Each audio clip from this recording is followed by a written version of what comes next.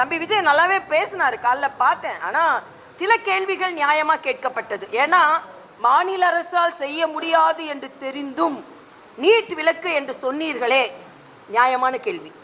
அதே மாதிரி 100 ரூபாய் பெண்களுக்கு மானியம் கொடுக்குறீங்களே, கேஸ்ல கொடுக்குறேன்னீங்களே, நியாயமான கேள்வி. 4000 ரூபாய்க்கு மேலே கரும்புக்கு கூடுதல் விலை கொடுக்குறேன்னு சொன்னீங்களே, நியாயமான கேள்வி. ஆக இந்த நியாயமான கேள்வியை மட்டும் தமிழக மக்கள் எடுத்துக்கொண்டு இந்த டெல்லி அணி சென்னை அணின்னு விளையாட்டா சொல்றதெல்லாம் விளையாட்டா விட்டுருங்க அப்படின்றதான் எனது கருத்து. அதனால நிச்சயமா திராவிட முன்னேற்ற கழகம் தோற்கடிக்கப்பட வேண்டிய ஒரு கட்சி. எல்லாம் வாங்க வாங்க வாங்கன்னு யாராவது அறிவாலய நிழல்ல போய் நின்னா கூட்டணிக்கு வந்திருக்கீங்களா, வாங்க வாங்க வாங்கன்னு கூப்பிட்டு சேர்க்கிற நிலைமையில இன்னைக்கு திமுக இருக்கிறது. பதற்றத்தோடு இருக்கிறார்கள்.